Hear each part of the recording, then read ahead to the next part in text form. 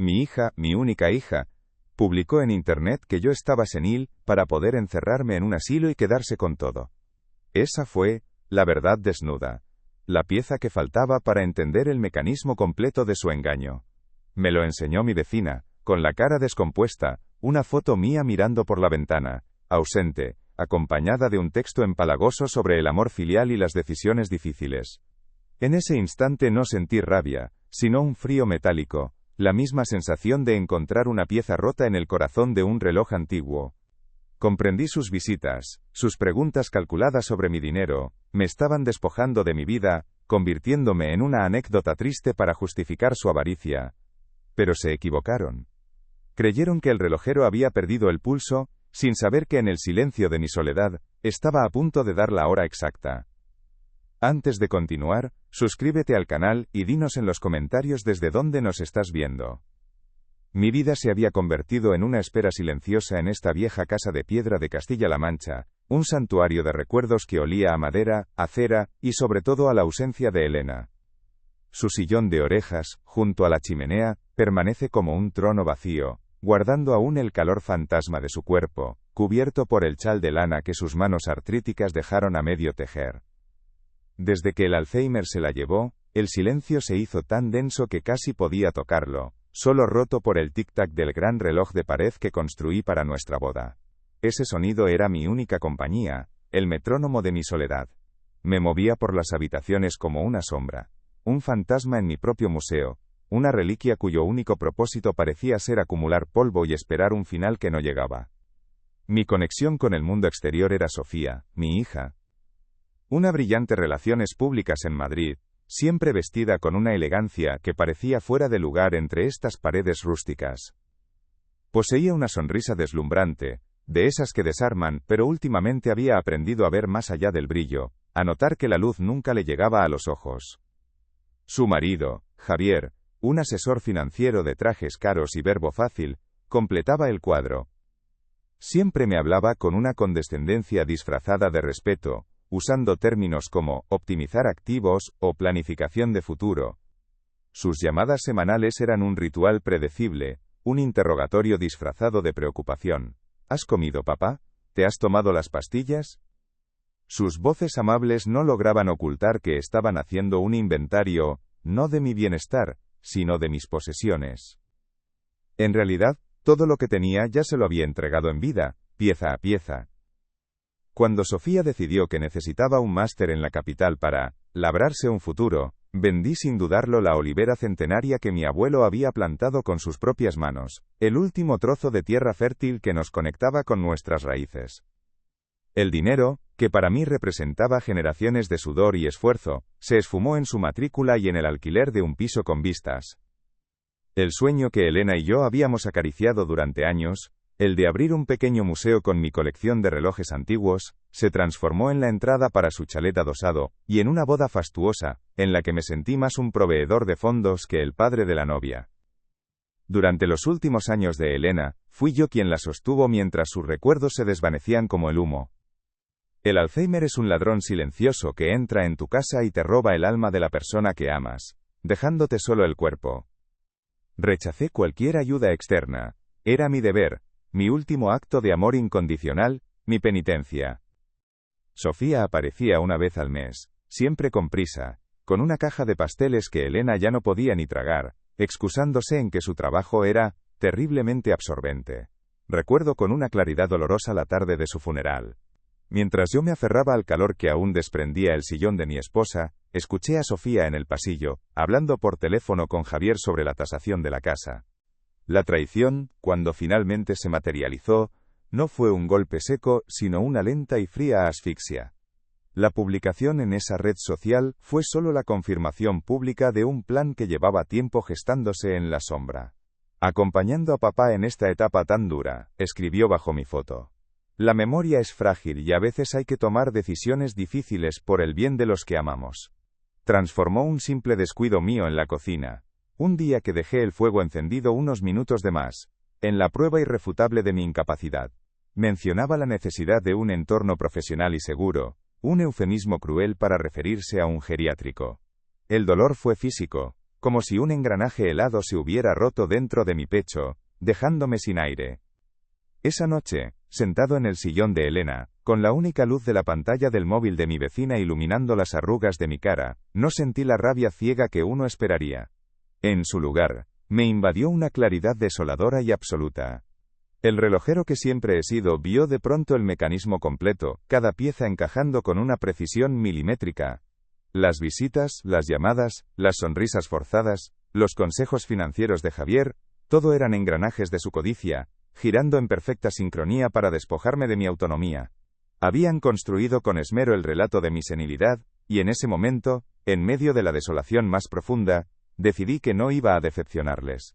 No habría gritos, no habría súplicas, solo silencio, y una precisión implacable. El tic-tac del reloj de pared, que hasta entonces había sido la banda sonora de mi espera, se transformó. Ya no marcaba el paso lento de mis días vacíos, sino una cuenta atrás. Mi supuesta senilidad se convirtió en mi máscara, en mi herramienta más valiosa. Comencé a interpretar el papel que me habían asignado con una dedicación metódica.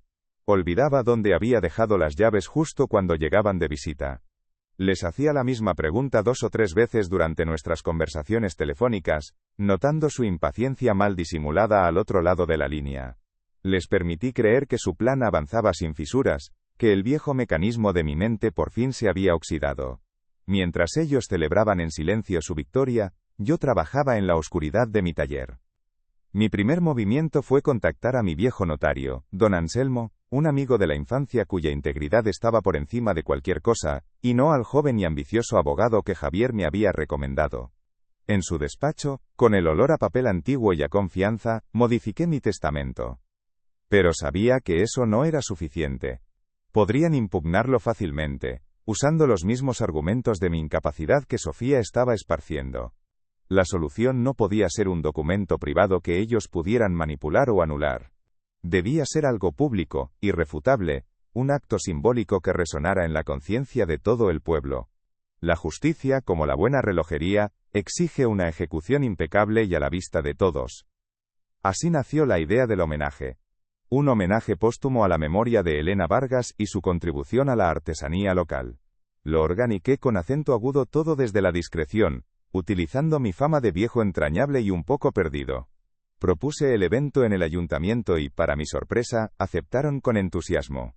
Invité a la prensa comarcal, a una pequeña televisión local que cubría eventos de interés humano.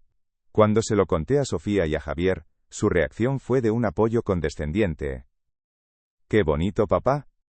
«Un gesto precioso», me dijo ella, seguramente imaginando el discurso lacrimógeno de un anciano que empezaba a desvariar. No podían ni imaginar que el verdadero homenaje no era a la memoria de Elena, sino a la justicia que ella siempre había defendido. El aire en mi taller huele a aceite de linaza y a metal frío, un aroma que siempre ha sido sinónimo de concentración y propósito.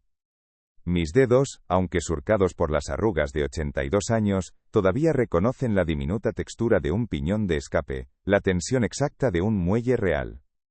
Aquí, entre mis pinzas, mis lupas y los corazones de latón que esperan mi toque para volver a latir, soy yo mismo. Pero cuando el teléfono suena y veo el nombre de Sofía en la pantalla, debo abandonar este santuario de lucidez. Me levanto, dejo la pieza sobre el paño de fieltro y camino hacia la cocina, ensayando el temblor en mi voz, la pausa de confusión que ella espera. Me he convertido en un actor en mi propia vida, representando una farsa dolorosa donde mi mayor humillación es mi única arma. Paseo por la casa, y siento el frío de las baldosas bajo mis zapatillas, un frío que parece haber subido desde los cimientos para instalarse en mis huesos. Las miradas en el pueblo han cambiado.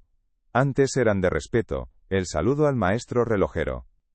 Ahora son de una compasión teñida de lástima, susurros que se apagan cuando me acerco. Sofía ha tejido su red con una eficacia admirable. Me he vuelto invisible como hombre y visible como problema. Los objetos de la casa me observan en silencio. El retrato de boda en la pared, el dedal de plata de Elena sobre la repisa. Son los únicos testigos de mi cordura.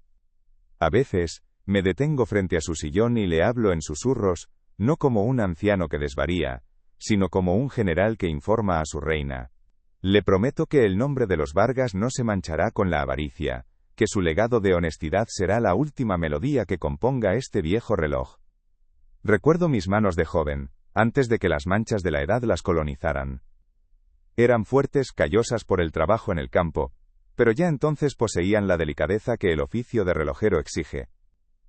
Elena y yo empezamos con nada más que la fuerza de nuestros brazos, y un amor que parecía capaz de doblegar el tiempo. Nuestro primer taller no era más que un cobertizo helado en invierno y asfixiante en verano, pero allí, entre el olor a soldadura y a madera de nogal, forjamos nuestros sueños. Cada pieza que ensamblaba, cada mecanismo que devolvía a la vida, era un ladrillo más en los cimientos de nuestro futuro. No teníamos dinero, pero éramos ricos en promesas silenciosas, en miradas que lo decían todo. Éramos un engranaje perfecto, dos ruedas dentadas que avanzaban juntas con una precisión absoluta. Levantamos esta casa con nuestras propias manos piedra a piedra durante los fines de semana y las noches sin luna. Yo mezclaba el cemento y colocaba las lajas que traíamos del río sintiendo el peso de nuestro porvenir en mi espalda.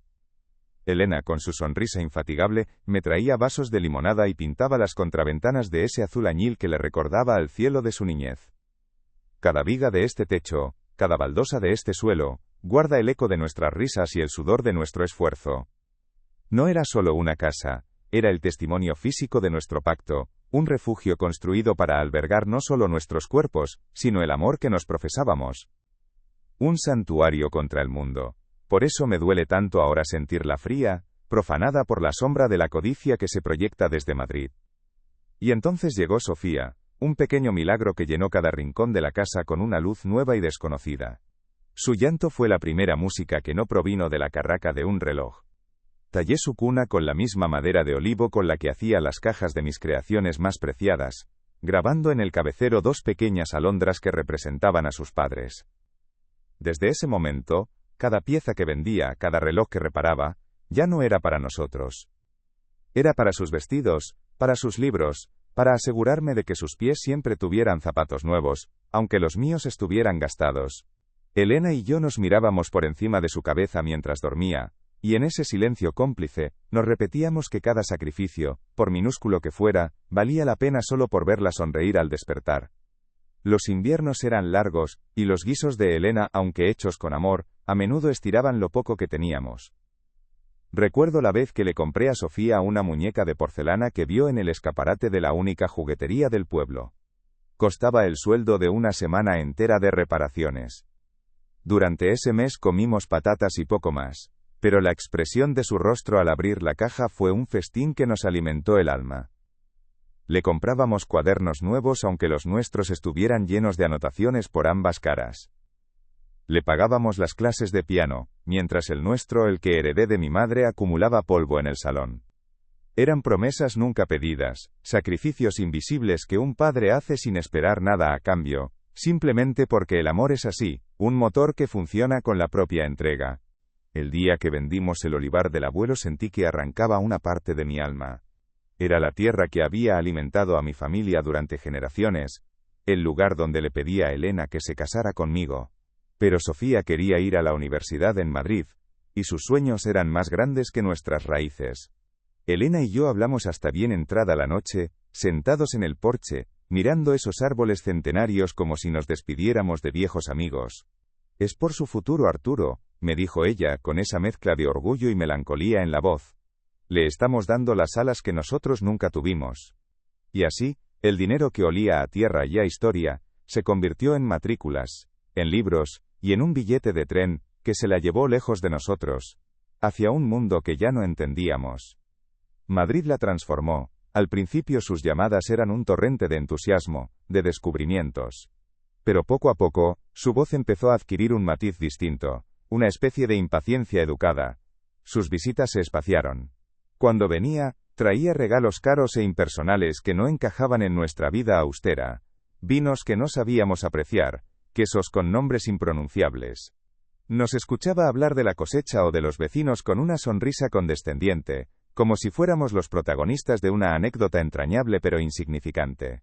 Empecé a sentir que nos habíamos convertido en eso para ella, en su origen humilde, en una historia que contar en sus cenas elegantes para demostrar que se había hecho a sí misma. Éramos las raíces que ella necesitaba cortar para que su árbol creciera más alto. Los últimos años de Elena fueron mi prueba final, mi último acto de servicio. Mientras el Alzheimer borraba su memoria, yo me convertí en su guardián. La alimentaba, la bañaba, le leía los mismos poemas una y otra vez, esperando ver un destello de reconocimiento en su mirada perdida. Sofía llamaba para preguntar, pero sus preguntas eran funcionales, logísticas. ¿Habéis contratado ya a una cuidadora? Papá, no puedes con todo. No entendía que cuidar de Elena no era una carga, era mi último privilegio, la forma de devolverle una mínima parte de todo el amor que ella me había dado. Le juré en silencio, mientras le sujetaba la mano ya sin fuerza, que el nombre de los Vargas, nuestro legado de honestidad y trabajo, nunca sería manchado. Y esa promesa, a diferencia de las que le hice a mi hija, es la única que pienso cumplir. La traición no llegó como un estruendo, sino con el discreto zumbido de un teléfono móvil. Fue mi vecina, Lucía, una chica joven y amable que a veces me trae el pan, quien me lo enseñó con la cara descompuesta, como si me entregara una mala noticia que le quemaba en las manos. Arturo, no sé si debería, pero creo que tiene que ver esto. En la pantalla de su teléfono había una foto mía, tomada por Sofía la semana anterior, mientras yo miraba por la ventana con la vista perdida en los campos secos de agosto. El texto que la acompañaba era una obra maestra de la piedad calculada, acompañando a papá en esta etapa tan dura. La memoria es frágil y a veces hay que tomar decisiones difíciles por el bien de los que amamos. No sentí rabia. Sentí un frío metálico, la misma sensación que tengo al encontrar una pieza rota en el corazón de un reloj antiguo, un diente de engranaje que salta y detiene todo el mecanismo. En ese instante, cada pieza del rompecabezas encajó con una claridad dolorosa. La publicación mencionaba pequeños descuidos, como el día que dejé el fuego de la cocina encendido unos minutos de más por un simple despiste, transformándolo en la prueba irrefutable de mi senilidad. Hablaba de la necesidad de un entorno profesional y seguro, un eufemismo tan cruel como evidente para referirse a un geriátrico. Comprendí sus visitas preocupadas, las preguntas de Javier sobre mis cuentas bancarias, sus sonrisas que nunca llegaban a los ojos. No eran actos de amor filial, eran una estrategia meticulosa para declararme incapaz, para despojarme de mi casa, de mi autonomía, y en última instancia de mi dignidad. Me estaban convirtiendo en una anécdota triste para justificar su avaricia, borrando al hombre que fui para dejar solo al anciano que necesitaban que fuera. Esa misma noche, después de que Lucía se marchara dejándome con el veneno digital latiendo en mis manos, no dormí. Me senté en mi taller, rodeado por los esqueletos de relojes que esperaban mi toque para volver a la vida. El olor a aceite y metal, que siempre me había tranquilizado, ahora agudizaba mi concentración. Con la primera luz del alba, esa luz gris y lechosa que precede al sol en Castilla, tomé una decisión. No llamé a Sofía. No la confronté. En su lugar, busqué en mi vieja agenda de cuero el número de don Anselmo, el notario. Su voz, cascada por los años y el tabaco, fue como un ancla en la tormenta. Arturo, qué alegría. ¿En qué puedo ayudarte?, preguntó. Necesito cambiarlo todo, Anselmo, respondí, y mi voz no tembló. Absolutamente todo. Mi siguiente parada fue la sucursal del banco en la plaza del pueblo, un edificio moderno y frío que desentonaba con la piedra centenaria que lo rodeaba. El director, un hombre joven con un traje demasiado ajustado, me recibió con esa amabilidad profesional que roza la condescendencia. Esperaba al anciano senil del que todo el mundo empezaba a cuchichear. En cambio, se encontró con el maestro relojero. Con una calma que pareció descolocarle, le di instrucciones precisas para revocar cualquier poder o autorización que Javier tuviera sobre mis cuentas. Le pedí que cancelara las transferencias automáticas que yo mismo había configurado para las pequeñas necesidades de Sofía. Cada clic de su teclado sonaba en el silencio de la oficina como el cerrojo de una puerta que se cerraba para siempre. Salí de allí sintiendo que el aire era un poco más ligero, que mis hombros pesaban un poco menos. Al volver a casa, no me senté en el sillón de Elena. Subí directamente al segundo piso, a la habitación que había sido de Sofía. Estaba intacta, congelada en el tiempo, como un museo de la hija que fue, o que yo creí que era. La muñeca de porcelana me miraba desde una estantería, sus ojos de cristal vacíos de cualquier emoción. Metódicamente, sin rabia ni nostalgia, empecé a vaciar los cajones. Los cuadernos de caligrafía, los lazos para el pelo, las primeras novelas que leímos juntos. Lo guardé todo en cajas de cartón que bajé al trastero. No estaba borrando su recuerdo, estaba reclamando mi espacio. Estaba haciendo sitio. Cuando terminé, la habitación era solo eso, una habitación vacía, llena de luz y de silencio. Un lienzo en blanco sobre el que yo, y solo yo, decidiría qué pintar. Por la tarde, descolgué de la pared del salón el reloj de sobremesa que construí el año que nació Sofía. Era una pieza única, de madera de cerezo con incrustaciones de nácar, y su carrillón tenía una melodía que compuse para ella. Era el objeto que más admiraba Javier en sus visitas, calculando mentalmente su valor. Llamé a Miguel, el hijo del carpintero, un muchacho con talento y pocas oportunidades que soñaba con montar su propio taller. Vino a casa, nervioso, sin saber para qué le había llamado. Puse el reloj en sus manos. «Es tuyo», le dije. «Te lo vendo por el precio de la madera. A cambio, solo te pido una cosa. Que nunca dejes que la artesanía muera en este pueblo». Sus ojos se llenaron de una gratitud tan pura que, por un instante, me recordó a la mirada de Elena. Con el plan ya en marcha, cada pieza encajando en su lugar, me dediqué a preparar el escenario final. Llamé al ayuntamiento para concretar los detalles del homenaje a Elena. Utilicé mi recién adquirida reputación de anciano entrañable y algo despistado para conseguir exactamente lo que necesitaba. El salón de actos principal, una buena acústica y permiso para que la televisión comarcal lo retransmitiera en directo. Hablé con el joven periodista del diario local dejándole caer, con una falsa ingenuidad, que haría un anuncio importante en memoria de mi esposa. Algo que cambiaría el futuro de muchos jóvenes del pueblo. Sentía como la red que Sofía había tejido a mi alrededor se destensaba, mientras yo, en silencio, tejía la mía. Una red no de mentiras, sino de una verdad tan afilada como el cristal. El día del homenaje llegó con el sol tibio de finales de septiembre. El salón de actos del ayuntamiento estaba abarrotado. En el escenario, junto al atril, había un gran retrato de Elena, sonriendo con esa serenidad que ni el tiempo ni la enfermedad lograron borrar. Caminé hacia el micrófono apoyándome en mi bastón, exagerando una fragilidad que ya todos esperaban de mí. Mis ojos buscaron la lente roja de la cámara principal, imaginando el salón de Sofía y Javier en Madrid, la copa de vino en la mano, la sonrisa condescendiente en sus labios. Comencé a hablar con una voz deliberadamente quebrada, evocando nuestros primeros años, el olor a serrín de nuestro primer taller, el sacrificio silencioso que cimentó esta casa. Hablé del valor de las raíces y de la tristeza de ver a los jóvenes con talento marcharse, como le ocurrió a mi propia hija, en busca de un futuro que su propio pueblo no podía ofrecerles. Y entonces, mi voz cambió, el temblor cesó, reemplazado por la firmeza del artesano que conoce cada pieza de su mecanismo. Miré directamente a la cámara. Pero la memoria de Elena no es solo para el recuerdo, es para la acción. Llamé a don Anselmo, que subió al escenario con una carpeta de cuero. En su nombre, anuncié, y para que ningún otro joven de este pueblo tenga que renunciar a sus raíces, he decidido donar la totalidad de mis bienes líquidos, el dinero de mis cuentas, mis fondos y el producto de la venta de mis posesiones más preciadas, a una nueva fundación para becar a nuestros jóvenes artesanos. Firmé el documento que don Anselmo me tendió, con un trazo seguro. Los flashes de las cámaras estallaron. El aplauso del público fue un trueno que llenó el silencio de mi vida, un sonido que, estaba seguro, se escucharía con una claridad devastadora hasta en Madrid. De vuelta en casa, el silencio ya no pesaba. Era un silencio limpio, como el de un mecanismo recién aceitado y puesto en hora. No me senté en el sillón de Elena. En su lugar, caminé directamente hacia mi taller, mi santuario de lucidez.